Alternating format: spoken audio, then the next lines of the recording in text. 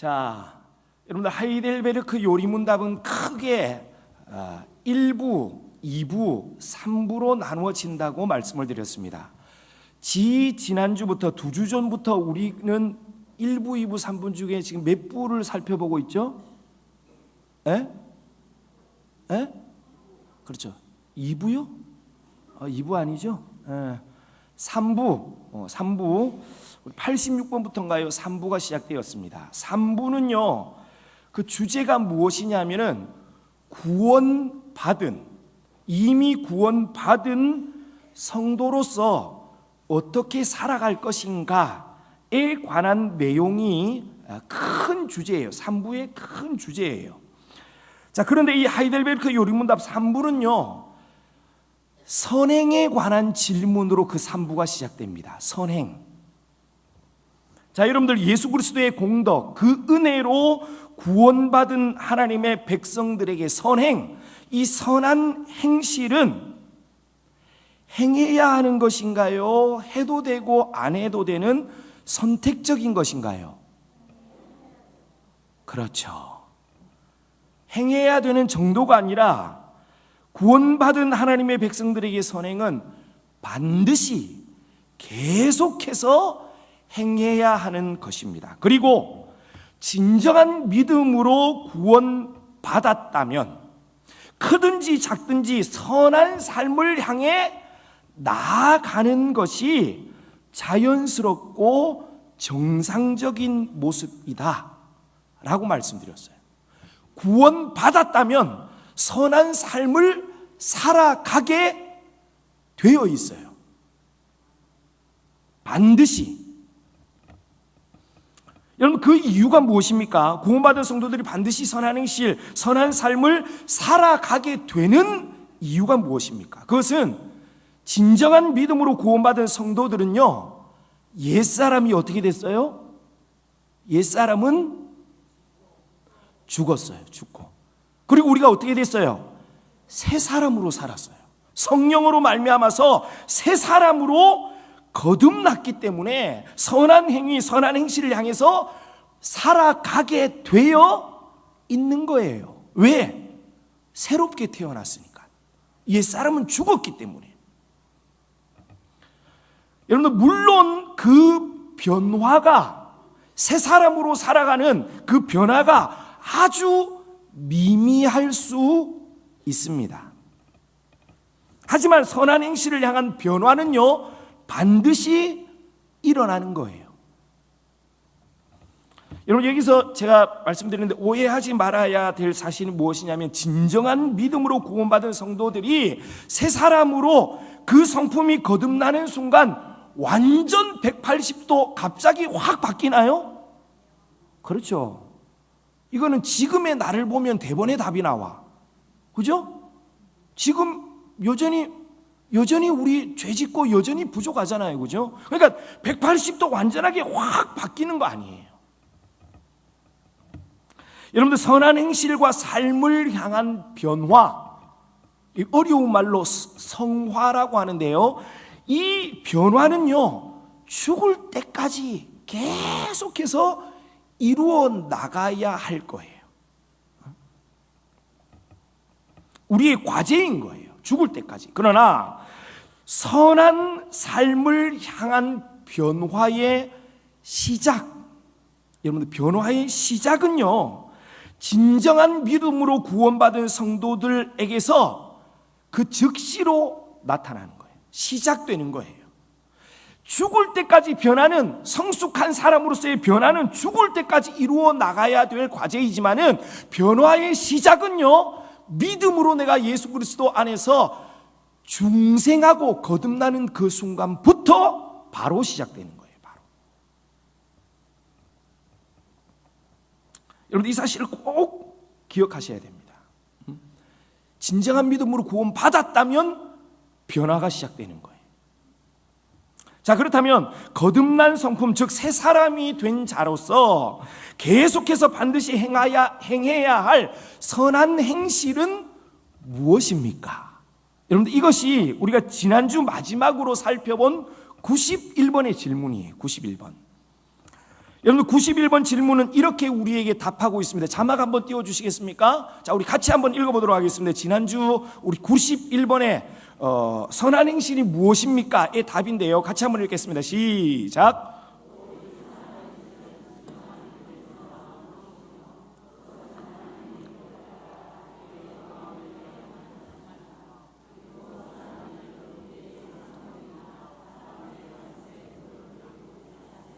자, 이 91번의 답을 가만히 보면요, 선한 행실이 무엇입니까?에 대해서 이야기하면서 이 선한 행실의 세 가지에 대해서 이야기를 하고 있어요. 자막 두 번째 자막 한번 넘겨주시겠습니까? 두 번째 자막 한번 넘겨주세요. 예, 자 한번 보세요. 선행이 무엇이냐? 첫 번째, 이 답에서 선행의 내적인 동기가 무엇이냐? 우리들이 가르쳐주고 있습니다. 여러분들, 선행의 내적인 동기가 뭐죠? 진정한 믿음에서 시작돼요. 이 선행의 동기입니다. 자, 그리고 선행의 외적인 기준은 뭐죠? 하나님의 율법이에요. 오늘 우리가 이거 살펴볼 텐데, 선행을 무엇이 선이냐 아니냐를 정하는 외적인 기준은요, 하나님의 율법이에요. 그리고 그 선을 행하는 목적은 뭐예요? 예, 내 이름 드러내기 위함이 아니에요. 나를 드러내기 위함이 아니에요. 하나님의 영광을 위해서예요. 자, 그런데 여러분들, 여기서 선행의 내적인 동기, 외적인 기준, 목적이 있는데, 첫 번째와 세 번째인 선행의 내적인 동기인 믿음과 선행의 목적인 하나님의 영광은 여러분 눈에 보여요, 안 보여요? 안 보여요. 내적인 것들이기 때문에 믿음과 하나님의 영광은요, 눈에 보이거나 손에 잡히지 않아요. 자, 따라서 저와 여러분들이 선한 행실이 무엇이냐라고 선한 행실에 대해 이야기할 때, 그리고 선한 행실을 실제적으로 삶 속에서 우리가 행하려고 할 때에 기억하고 붙들어야 될 것이 무엇이냐 하면은요, 선행의 외적인 기준인 하나님의 율법이에요. 하나님의 말씀이에요. 여러분들, 이 91번, 우리 앞전에 읽었는데 이 91번 답의 뒷부분을 보면요, 이렇게 기록하고 있습니다. 선한 일들은 우리의 상상력이나 사람들의 관습에 근거를 두고 있지 않습니다. 이렇게 얘기하고 있어요. 선한 일은요, 사람들의 어떤 개인의 상상력이나 사람들의 관습, 전통적으로 내려오는 관습에 근거를 두고 있지 않아요. 선행은. 자, 여러분들, 이 말은 무엇이 선한 것인지를 정하는 기준에 대한 이야기입니다. 자, 그러니까 무엇이 선한 것이냐에 대해 이야기할 때 이것이 선행이다 아니다를 정하는 기준은 개인적인 생각이나 전통적으로 내려오는 사람들의 정해진 관습이 아니라는 거예요.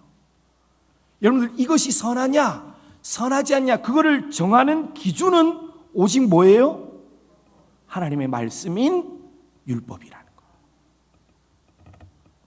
자, 여러분들, 여기서 오해하시면 안 되는 것이 있습니다. 그것이 무엇이냐면, 개인적인 상상력이나 생각, 사람들이 정한 관습은 선한 것이 하나도 없습니까? 예를 들어서 제가 이거는 참 좋은 일 같아, 그렇게 스스로 생각을 하고 제가 개인적으로 생각을 해가지고 어떤 일을 행했어요. 여러분, 그것이 선한 일이 될 수 있어요, 없어요? 없어요? 제가 착한 일 했어요. 이웃을 도와줬어, 내가. 내가 저기 불쌍한 사람이 있어가지고 내가 저 사람 좀 도와줘야 되겠다 하고 제가 도왔어요. 그거 선한 일이 될 수 있어요, 없어요? 여기서 오해하지 말아야 될 게 이런 거라니까. 있죠. 왜 없어요?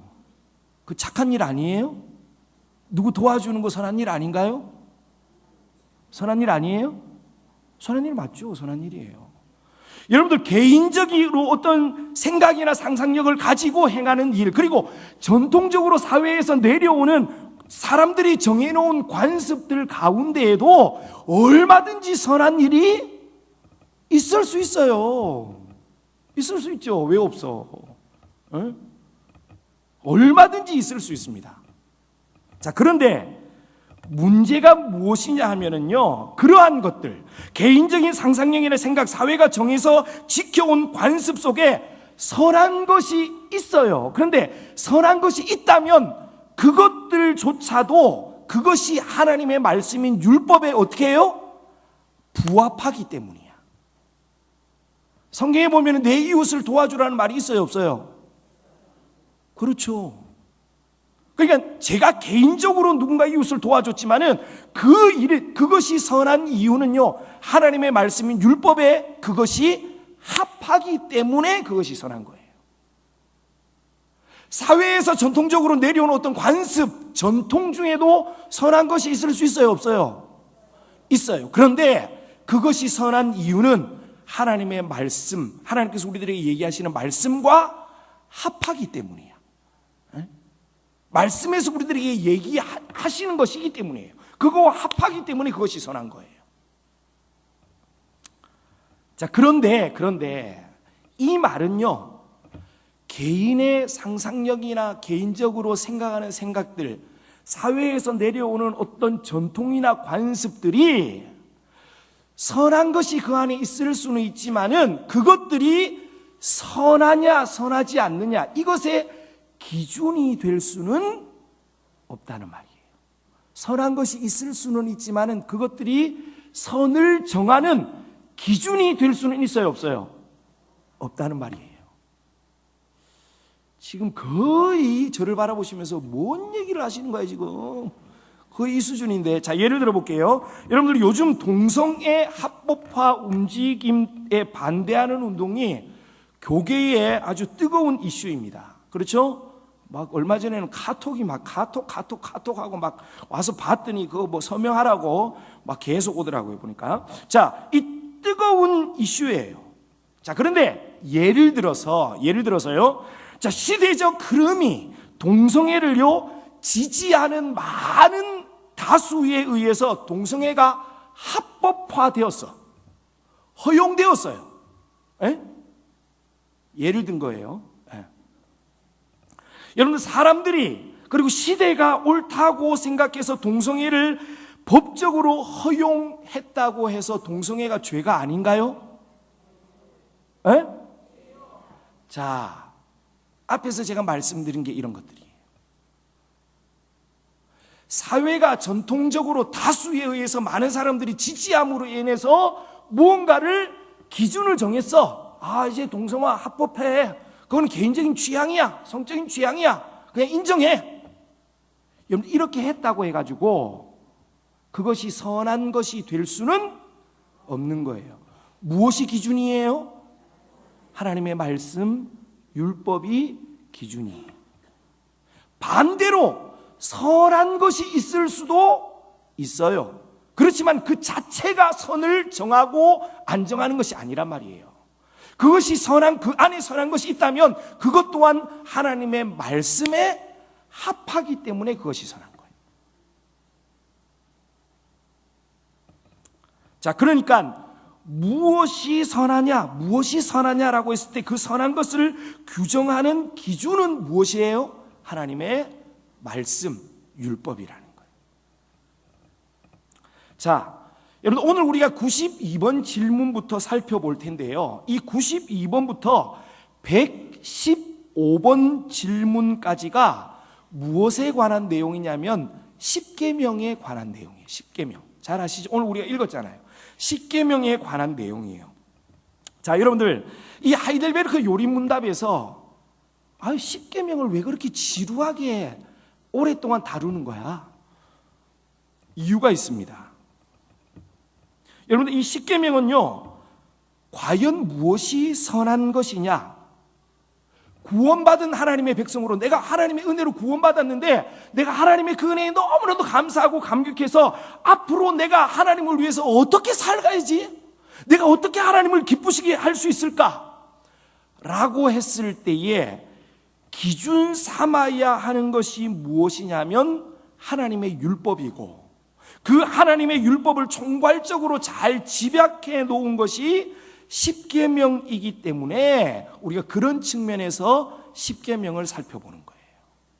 그러니까 이게 오늘부터 우리 십계명 살펴볼 텐데 십계명을 공부할 때마다 이렇게 내가 구원받은 하나님의 백성으로 이렇게 하나님을 섬기면 되는구나. 내가 이렇게 행할 때에 하나님이 기뻐하시는구나. 여러분 이것들을 생각하면서 십계명을 공부해야 되는 거예요. 십계명 구약이 이거 딱딱하고 지루하고 우리와 상관이 있는 거야. 여러분 이렇게 생각하시면 안 되는 거예요. 여러분 그것들을 잘 기억하시면서 이 십계명을 공부하면 좋을 것 같습니다. 그럼 우리 92번부터 우리 한번 살펴보도록 하겠습니다. 질문 제가 읽어보도록 하겠습니다. 92번 질문. 주님께서는 율법을 통해 무엇을 말씀하셨습니까? 라고 했는데 답은요 우리가 읽었어요. 출애굽기 20장에 있는 말씀 1절에서 17절 말씀 우리가 쭉 읽었는데 십계명에 관한 내용이에요. 십계명 하나님께서 우리들에게 주셨습니다. 여러분들 십계명은 성경에 몇 군데 나오죠? 오늘 우리가 읽은 출애굽기 20장에 나오고 또 어디에 나오는지 아세요? 신명기 5장에 나옵니다. 이렇게 두 번 나와요. 다 똑같은데 조금 다릅니다. 여러분들 그거는 육계명 공부할 때에 우리 공부하면 될 것 같고요. 그렇다면 십계명은 총 몇 개의 계명으로 구성되어 있죠? 잘하시네.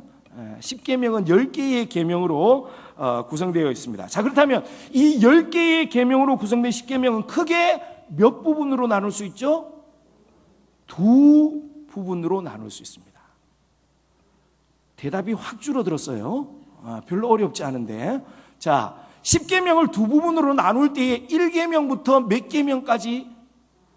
4계명까지. 그리고 5계명부터 10계명까지. 이렇게 두 부분으로 나눌 수 있어요. 1계명부터 4계명까지는 누구와 관련된 내용이에요?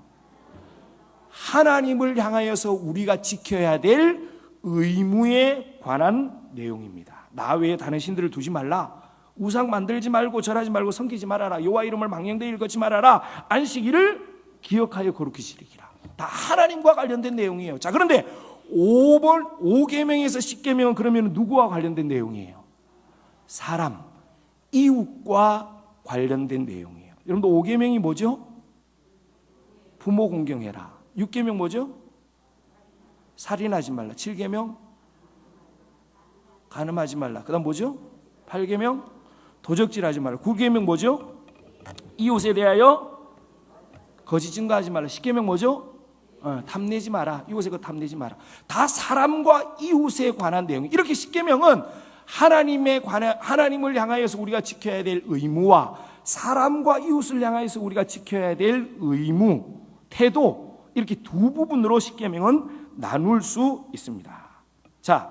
그런데 여러분들 출애굽기도 마찬가지고 신명기도 마찬가지고 이 10계명, 이 10개의 계명이 주어지기 전에 먼저 주어지는 것이 있는데 그것이 무엇이냐면 10계명의 서문이에요. 서문. 오늘 우리가 읽은 출애굽기 20장 1절과 2절이 그 서문입니다. 2절, 엄밀히 따지면 2절이 서문인데요. 우리 한번 읽어볼까요? 자막 한번 띄워주시겠습니까? 이것이 서문이에요. 다 같이 큰 소리로 읽겠습니다. 시작.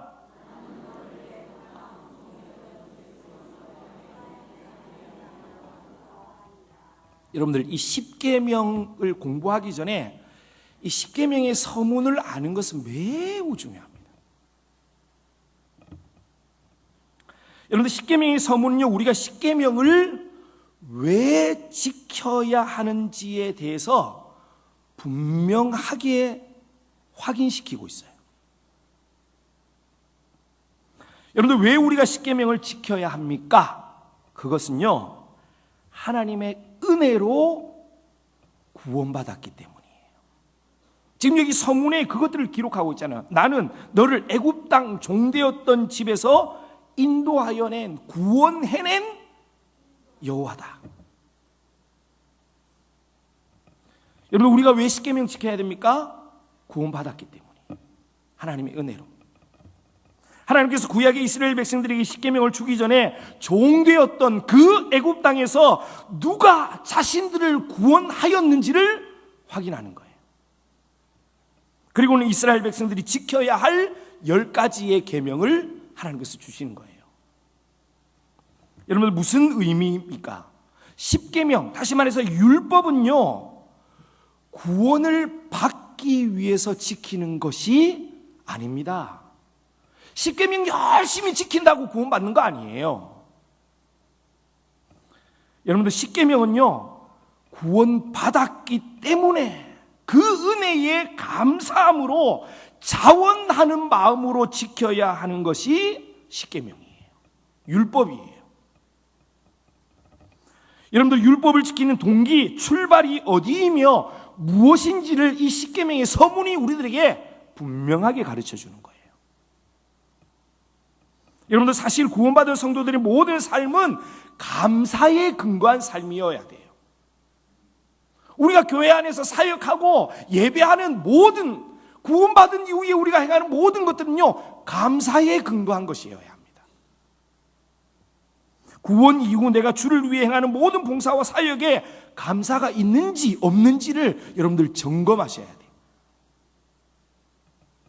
감사가 사라지고 있다면 내가 누구였는지, 내가 어떤 은혜를 받은 사람인지를 여러분들 기억해야 되는 거예요. 그리고 감사를 회복해야 되는 것입니다. 그 감사로 주의 일, 내가 하나님을 어떻게 기쁘시게 할 것인가, 사역을 감당하는 거예요. 여러분들이 종교개혁자 칼빈 아시죠? 이 칼빈이 이 십계명의 서문에 대해서 이렇게 얘기를 합니다. 성도들의 마음을 순종할 수 있는 마음으로 준비시키는 것이 십계명의 서문이다라고 말했어요. 받은 은혜와 구원을 생각하면 그 감사로 순종할 수 있게 되는 거예요. 구원받은 성도들이 구원의 은혜에 이끌려 주님, 이제 내가 주를 위해 살기 원합니다 라고 고백할 때에 그 고백에 대한 방향과 답을 십계명이 알려줘요.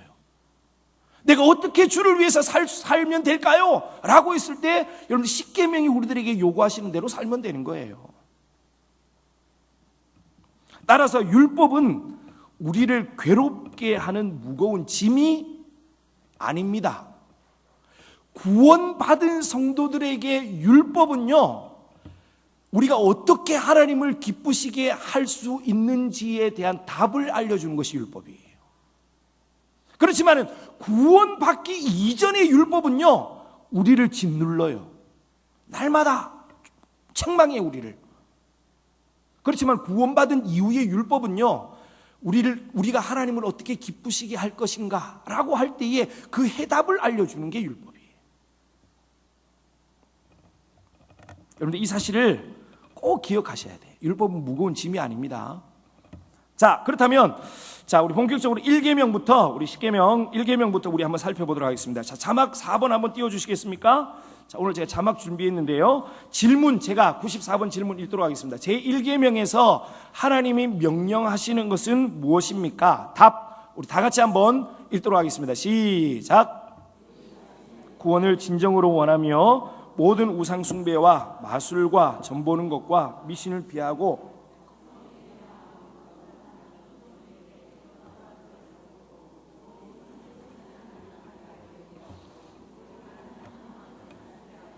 모든 겸손과 인내로서 하나님께 굴복하며 모든 좋은 것을 오직 하나님께 바라며 사랑과 두려움으로 온 마음을 다해 하나님을 영화롭게 하는 것입니다. 그래서 나는 하나님의 뜻에 반대되는 어떠한 것도 행하지 않으며 다른 모든 피조물들을 섬기는 일을 버리는 것입니다.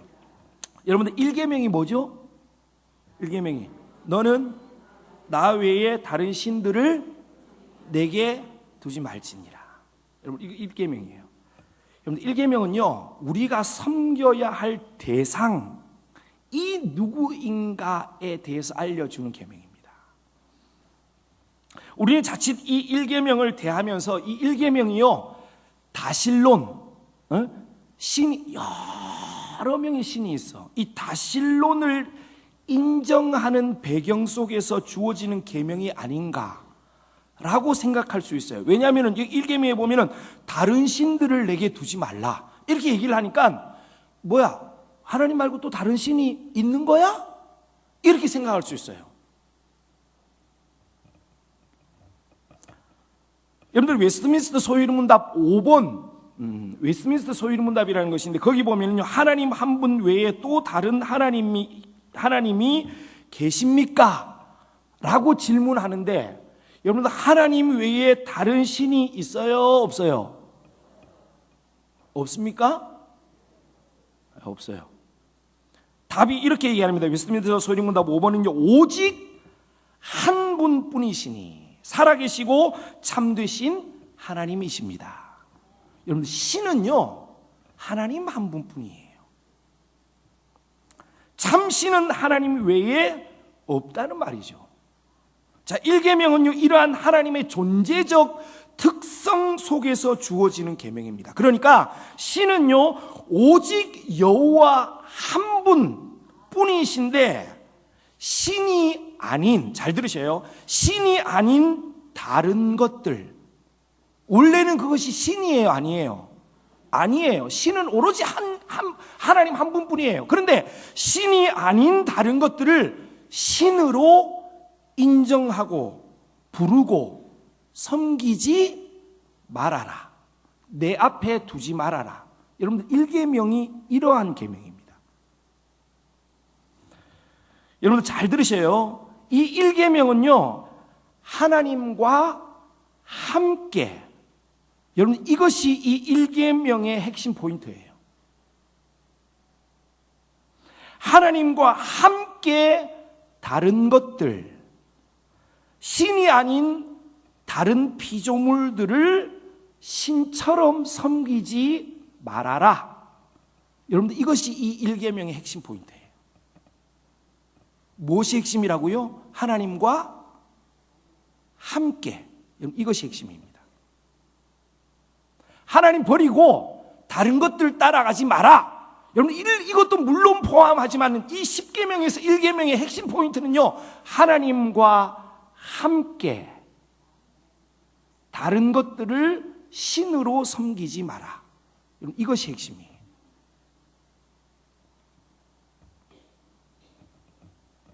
여러분 사실 하나님 버리고 다른 것들을 섬기지 말라. 여러분 이렇게 생각하면 좀 속 시원해요. 여러분 여기서 그런 사람은 없거든. 거기에 해당하는 사람은 없어요. 그죠? 그런데 하나님과 함께 신이 아닌 다른 것들을 신처럼 생각해서 하나님과 함께 섬기지 말아라. 이러면은요 심각해져요. 여러분들 우리 94번 우리가 금방 읽으면 94번의 답 중간쯤에 보면은요 이러한 답의 글귀가 있습니다. 모든 좋은 것을 오직 하나님께 바라며 라는 말이 나와요. 오직 모든 좋은 것을 오직 누구에게만 바래요? 하나님께만 바래야 돼. 그런데 모든 좋은 것을 하나님께만 바라는 것이 아니라 다른 것들에게서도 좋은 것이 오기를 바라는 거예요.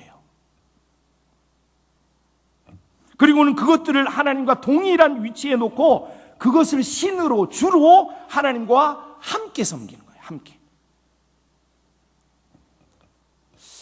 시간이 좀 많이 가가지고 영상을 제가 원래 하나 준비했는데 자 한번 볼까요? 2분짜리니까 우리 한번 보도록 하겠습니다. 영상 한번 띄워주세요.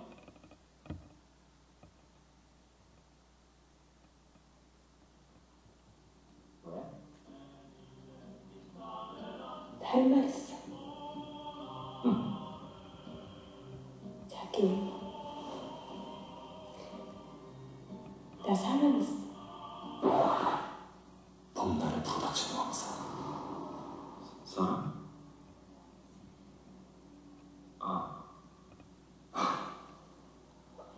나한테 뭐라고? 자기 괜찮은 거지? 자기가 나 자기 화낼까봐 걱정했다. 있단 말이야. 나 그 사람 사랑해. 결혼하고 싶어. 뭐?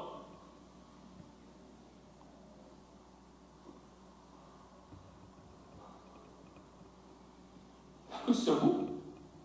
아니. 그럴 거면 내가 뭐가 걱정이겠어. 그럼 그 사람하고도 결혼하고 싶다. 너? 그 사람하고도? 너 지금 딴 놈이랑 결혼하겠다는 거야?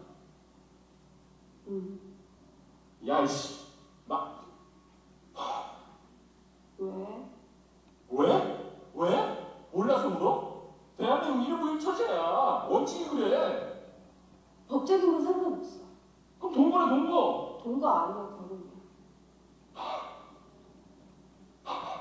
그냥 자긴 지금 이대로 있으면 돼. 지금이랑 똑같이. 아니 뭘 지금처럼 서로 사랑하면서 지금처럼. 너 결혼 시도했잖아. 기억 안 나? 나 다 기억나. 자, 우리 여기까지 볼까요? 네, 여기까지 보도록 하겠습니다. 자, 2008년에 상영된 영화예요. 제가 좋아하는 손예진이 나옵니다. 제목이 뭐냐 하면은요, 아내가 결혼했다예요. 아내가 결혼했다. 여러분들 제목 자체가 말이 안 되는 거죠? 여러분, 아내는 결혼한 사람을 아내라고 그래요? 안 한 사람을 아내라고 그래요? 한 사람을 아내라고 그래요. 그런데 그 아내가, 결혼한 아내가 또 결혼하는 거예요.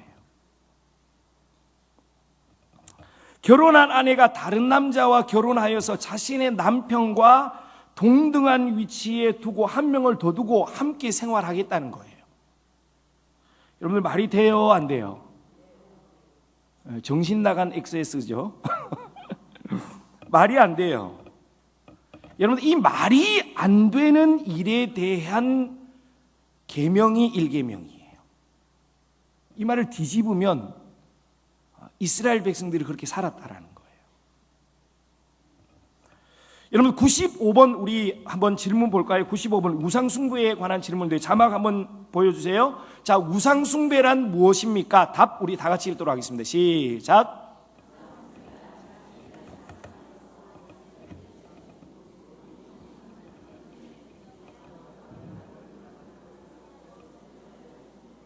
자, 여기 우상숭배란 무엇입니까? 라고 얘기했는데 성 어거스틴이라는 분이요, 우상숭배를 이렇게 정의했습니다. 우상숭배는 써먹어야 할 것을 써먹지 않고 숭배하는 것이고, 숭배해야 할 대상은 숭배하지 않고 써먹는 것이다. 무슨 말인지 이해가 되세요? 하나님께서 우리들에게 써먹으라고 주신 피조물들, 그러한 것들은요, 써먹지 않고 숭배하고, 숭배해야 될 하나님은요, 숭배하지 않고 써먹기만 하는 거예요. 뭐 잘못돼도 한참 잘못됐죠. 여러분들 10계명 2계명 중 2계명에 보면은요, 이렇게 얘기를 합니다. 너를 위하여 새긴 우상을 만들지 말고 라고 명령하고 있는데, 여러분들 어쩌면 우상 숭배의 의미가 이 너를 위하여 라는 말 안에 다 들어있는지도 몰라요.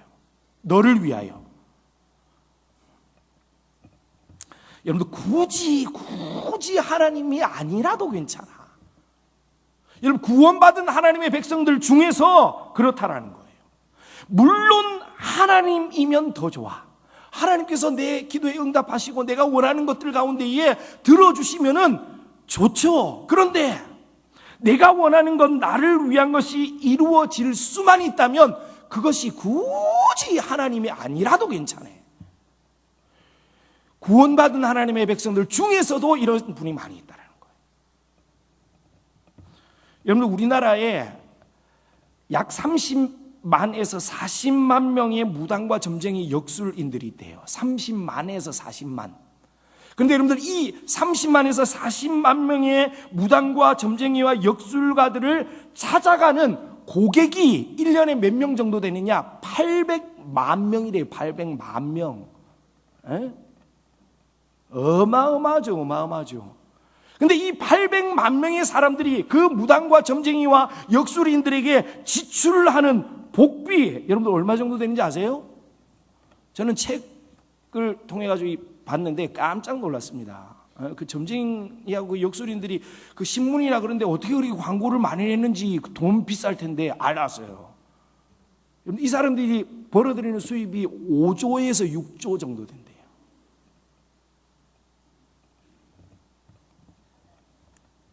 어마어마하죠. 그런데 여러분들 중요한 것은 이 5조에서 6조 정도 되는 복비 중에 교회 다니는 사람들이 지출하는 복비가 있을까요? 없을까요? 가보셨어요?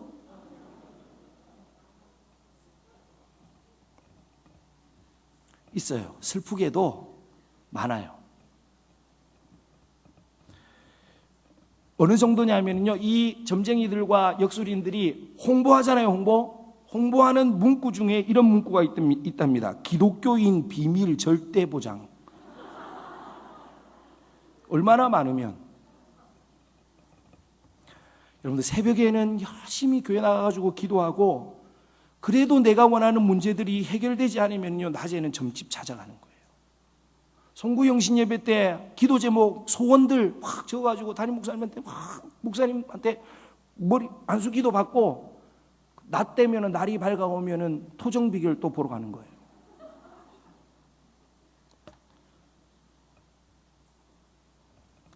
여러분들 1계명에서 나 외에 다른 신들을 내게 두지 말라는 명령은요, 바로 이러한 것들에 대한 명령이에요.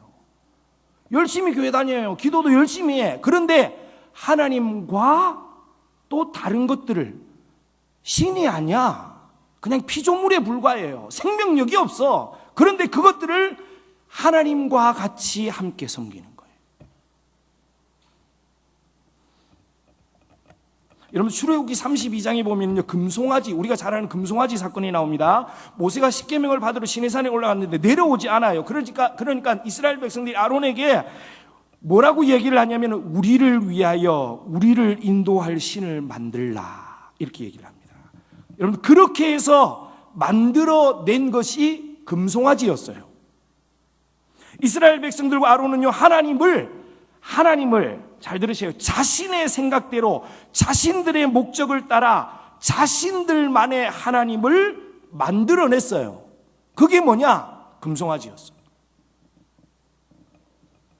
이스라엘 백성들에게 그 금송아지는요, 자신들을 애굽 땅에서 인도하여 낸 신, 곧 하나님이었어요. 하나님이었어. 그들에게는 하나님이었어, 그건. 그러나 하나님 보시기에 그 금송아지는요, 우상덩어리였어요. 잘 기억하셔야 돼요, 여러분들. 오늘날 교회 안에, 성도들 안에, 내 안에, 우리들 안에 이렇게 재단되어진, 새롭게 만들어진 나만의 하나님, 금송아지 하나님이 오늘날 교회 안에, 우리 안에 너무 많아요. 내 욕심을 따라서 하나님을 이렇게 여기는 잘라내고 여기는 잘라내고, 이거는 좋아. 말씀도 그렇게 재단해서 하나님을 그렇게 내가 만든 하나님만 믿는 거야. 여러분 그거는 하나님이 아니고 금송아지란 말이에요. 잘 기억하셔야 돼요. 나를 위하여서 내가 만들어낸 나만의 금송아지야, 그건. 나는 그걸 하나님으로 생각하지만요, 하나님 보시기에 그건요, 우상덩어리야.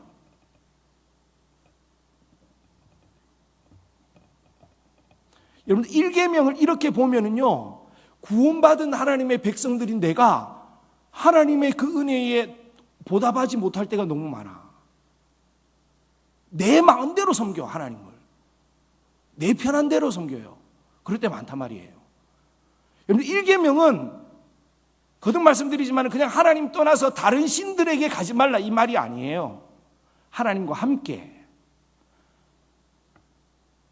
신이 아닌 다른 것들을 신처럼, 주처럼 하나님과 함께 섬기지 말아라, 이 말이. 자, 구원받은 하나님의 백성들이 이제 어떻게 살아야 할까? 내가 이제 앞으로 어떻게 살아야 할까? 하나님을 기쁘게 어떻게 하면 해드릴 수 있을까? 라고 했을 때 10계명은, 특별히 1계명은 이렇게 이야기를 합니다. 오직 하나님만 섬기라, 이렇게 얘기를 하고 있어요. 하나님과 함께가 아니라 오직 하나님만이라고 1계명은 우리들에게 이야기하고 있습니다. 여러분들 이 사실을 꼭 기억하고 구원받은 백성다움으로 하나님만 섬기며 살아가는 저와 여러분들 되어지기를 주님의 이름으로 축복합니다. 제가 한번 기도하도록 하겠습니다. 하나님 아버지, 우리에게 율법, 계명을 주셨습니다. 그 계명이 우리가 하나님을 어떻게 섬길 것인지, 어떻게 하나님을 기쁘게 해드릴 것인지 라고 고민할 때에 그것이 답이라는 사실을 기억하고, 정말 오늘 1계명에서 우리들에게 명령하신 것처럼 오직 여호와 하나님만 섬길 수 있는 저희들이 되어질 수 있도록 은혜를 더하여 주옵소서. 구원의 그 감격과 그 은혜가 소멸되어지지 아니하고 날마다 내게 베푸신 그 은혜를 기억하여 정말 모든 좋은 것이 하나님께로만 온다는 사실을 기억하고 하나님 소망하며 살아갈 수 있는 하나님의 백성들이 되어질 수 있도록 하나님 축복하여 주옵소서. 이제는 우리 구주 예수 그리스도의 은혜와 하나님의 사랑과 성령의 교통하심이, 오늘도 우리들에게 말씀하시는 그 말씀, 그 명령들을 마음에 깊이 새기고 내 삶 가운데에 내가 만들어낸 금송아지 다 박살내고 다 물리치고 오직 하나님만 섬기기를 새롭게 결심하는 이루는 교회 모든 사랑하는 성도들 머리 위에 이제로부터 영원토록 함께 있을지어다. 아멘.